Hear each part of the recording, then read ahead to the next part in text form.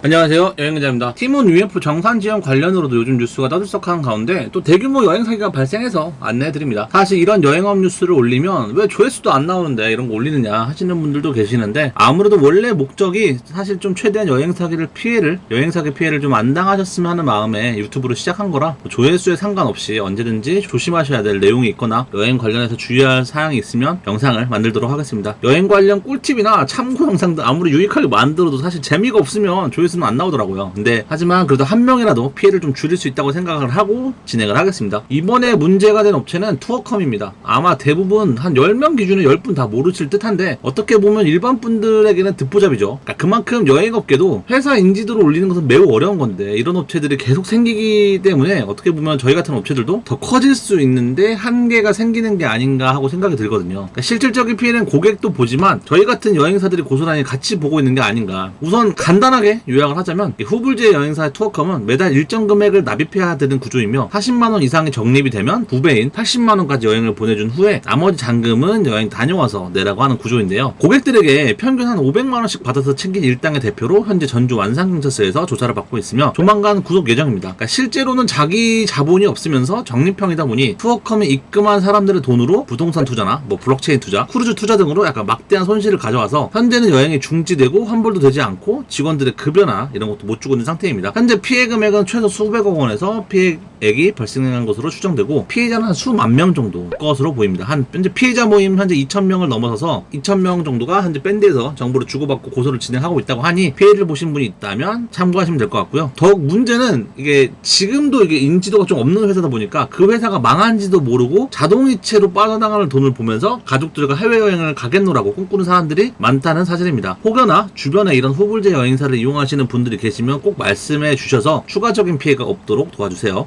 우선 저희 영상을 좀 자주 보신 분들이라면 사실 기본적으로 말이 안 되는 것을 알 수 있습니다. 전에도 제가 영상 한두 개뿐만 아니라 여러 번 이야기했지만, 이번 영상으로 사기 관련 영상을 접하는 분들이 계실 수 있어서 말씀을 드리자면, 일반적인 여행사들의 수익률이 보통 8%입니다. 그러니까 물론 지역별, 상품별, 시기별, 예약전별 그게 다 다를 수는 있지만 그걸 일일이 할 수는 없고 일반적으로 말씀을 드린 거고요. 그러니까 즉 100만 원을 팔면 여행사가 8만 원을 가져가는 거거든요. 근데 이제 여기서 손님이 카드 결제를 하면 카드 수수료 때문에 즉 4.8%에서 한 48,000원에서 65,000원 정도의 여행사 수익이 되겠죠. 그러니까 생각보다 수익이 적어요. 이유는 당연히 본질은 여행의 커미션을 먹고 사는 구조이기 때문인데, 이걸 왜 말씀드리냐면, 간혹 댓글로도 여행업이 뭔가 돈을 어마어마하게 버는 업이다라고 생각을 하시는 분들이 생각보다 많더라고요. 댓글로나 또는 메일로 오는 분들이. 근데 그 패키지 업의 1등인 하나투어도 시총이 1조가 안 됩니다. 그러니까 대기업으로 생각하시는 분들이 많은데 여행사는 다 중소기업이에요. 그러니까 하나투어가 저 정도면 다른 데는 사실 당연히 말할 것도 없고, 그렇기 때문에 아마 하나투어도 호텔이나 면세점으로 확장을 하려고 하는 게 아닌가 하고요. 즉 이런 구조다 보니까 다른 곳보다 훨씬 저렴한 상품이 나올 수가 없습니다. 그러니까 예를 들어서 하나투어가 200인데 모두투어가 195 이렇게 나올 수 있어요. 근데 하나투어가 200인데 모두투어가 150 이렇게 나올 수는 없습니다. 물론 취소자, 그다음에 GV 때문에 간혹 드물게, 정말 드물게 나올 수 있으나 그거는 1명에서 3명 정도거든요. 그러니까 많이 나올 수도 없어요. 그렇기 때문에 40만원 이상 적립되면 2배인 80만원 여행을 보내준다? 그러니까 손익구분이 될까요? 대부분의 여행업 사람들은 저거 아마 다 예상하셨을 거예요. 여행업으로는 유지가 안 되는 구조라는 걸. 이전 영상에서 수없이 말씀드린 여행업의 모든 게 연결되기 때문인데, 여행업은 날씨, 당연히 비 오거나 태풍은 못 가고, 경제, 당연히 엔저나 고 영향을 받고, 그 다음에 질병, 당연히 우리 코로나 때문에 잘 알고 있죠. 그 다음에 외교라든지 갑자기 일본이 독도 우리 땅 이러면 안 가고, 그 다음에 천재지변, 지진 요즘 일본 많이 나잖아요. 그것 때문에 예약률이 줄어들듯이 모든 변수가 안 걸리는 게 없어요.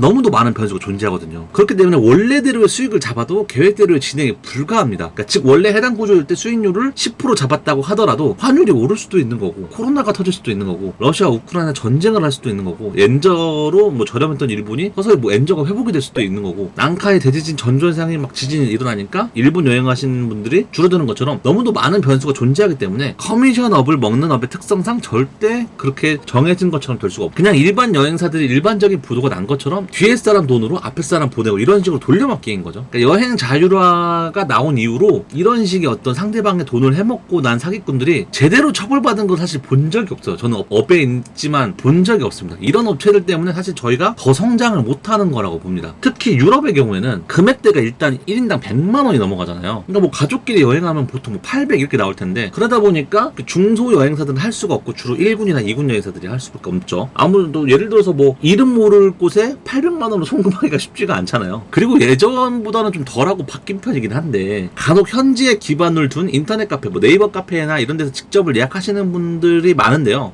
그러니까 뭐 중간 벤더를 거치지 않고 하시는 분들이죠. 뭐 투어 같은 경우는 사실 금액대가 그렇게 크지 않기 때문에 상관이 없을 것 같은데 호텔 같이 금액대가 큰 것을 인터넷 카페에 예약하시는 분들도 계시더라고요. 물론 세상이 변했습니다. 어지간한 한국에 저희 같은 여행사보다 더 큰 현지 여행사도 있고 인터넷 카페지만 한국의 법인 및 사업자를 두고 안전하게 인터넷 카페 여행사를 하는 곳도 되게 많지만요. 그렇지 않은 곳도 되게 많아요. 일반적인 여행사도 보통 행사가 시작하는 날 내지는 끝날 때 현지 여행사라 불리는 랜드에 송금을 합니다. 그만큼 같은 업에 있어도 사기꾼이 너무 많기 때문에 최대한의 안전장치를 하고 조심도 조심을 하는 편인데 만약에 인터넷 카페에 예약을 했는데 상대방이 도망가거나 잠수를 탄다면 사실 잡을 수도 없잖아요. 보통 한국에 있는 한국에 기반을 둔 여행사들이 돈 문제로 사기를 치거나 내지는 어떠한 문제가 생겼을 때 동남아든 해외든 어디든 해외로 가잖아요. 그러니까 그렇게 도망을 간 사람들이 현지에서 여행사를 하는 경우가 정말 많거든요. 왜 뉴스를 보면 가끔 뭐 대형 여행사의 하나투어 한 점주가 고객 돈 수십억 원 챙겨서 사라졌습니다. 반값도 안 되는 가격에 뭐 패키지 여행을 갈 수 있고 뭐 비즈니스도 탈 수 있다면 수십 명을 속인 건데 경찰에 뭐 수사에 나섰습니다. 그러니까 보통 이런 분들이 해외로 도피를 했다면 다른 사람의 이름으로 여행사를 많이 하거든요. 그러니까 여러분들이 이번에 그 티몬이랑 위메프로 보세요. 그러니까 티메프 사태에서 잊지 말아야 될 한 가지는 이게 수천억 적자잖아요. 그러니까 이거는 1, 2년에 돌려막기로 나올 금액이 아니거든요. 그러니까 아마 한 5년에서 6년 이상 돌려막기 하면서 그게 시간이 지날 때마다 눈덩이처럼 불어났을 것이고 현재 위메프나 티몬 경영진들은 이 짓을 수년 동안 하면서 자신들 월급이나 이런 거 배부르게 먹다가 아마 이렇게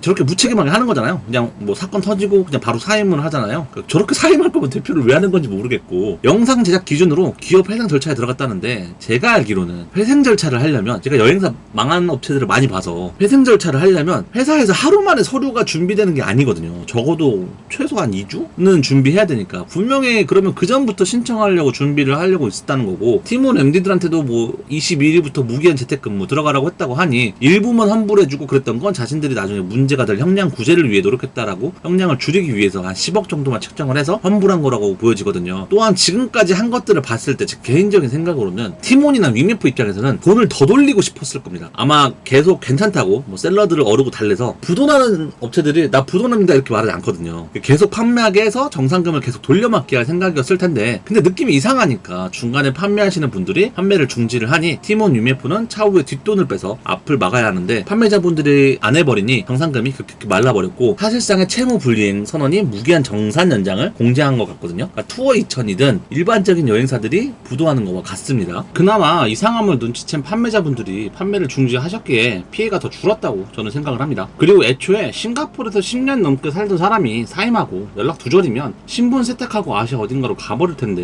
이거 책임 문제가 아니라 애초에 체포해서 구금 수사를 했어야 되는 게 아닌가 생각을 하고 돈이 공분해가 된 게 아니라면 누군가는 분명히 이거를 먹고 쬐을 텐데 여행업을 떠나서 한국은 이런 사기가 터질 때마다 윗사람이 처벌받았다는 기사를 저는 사실 거의 못 본 것 같거든요. 어디서 또 뭐 변호인단 데리고 와서 뭐 형량을 엄청 내리겠죠.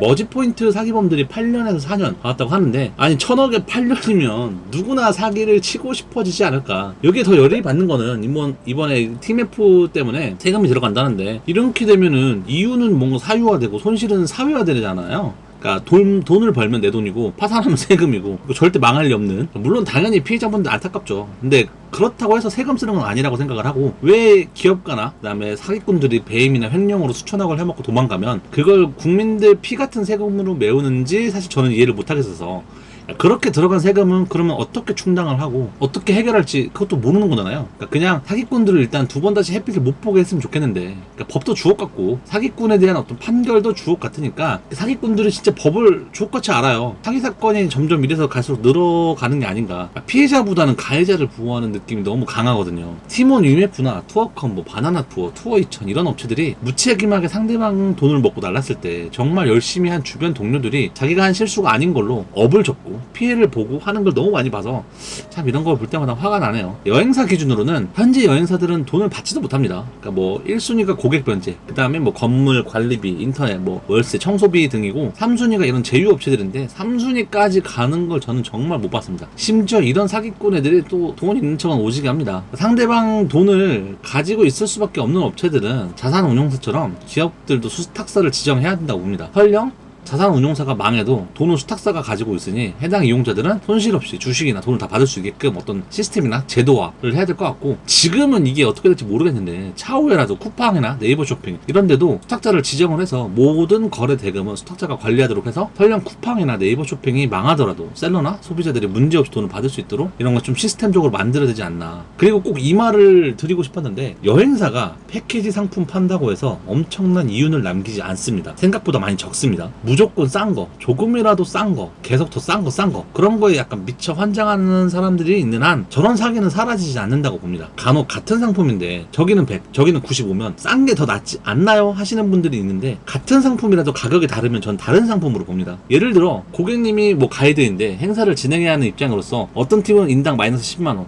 어떤 팀은 인당 마이너스 5만원이라면 마이너스 10만원 팀의 가이드는 마이너스 5만원짜리 행사를 하는 가이드와 행동이 같을까요? 전 다를 수밖에 없다고 봅니다. 마이너스 10만원짜리 가이드는 아무래도 친절할 확률이 적겠죠. 5만원 어떻게 보면 큰 돈이고 어떻게 보면 작은 돈인데, 이게 5만원 때문에 여러분들의 어떤 여행 기분이 바뀐다면 5만원에 좀 저는 전전긍긍 안 하셨으면 좋겠습니다. 여행에서 나에게 싼 거는 누군가에게는 분명히 손해거든요. 그러니까 너무 싼 것만 찾지 마시고 적당한 상품을 찾으셨으면 좋겠습니다. 저렴한 여행을 원하는 거랑 너무 싼 것을 선호하는 거는 차이가 분명히 있거든요. 이것으로 해당 영상을 마치고요. 해당 영상이 도움이 되셨다면 구독과 좋아요 부탁드립니다. 감사합니다.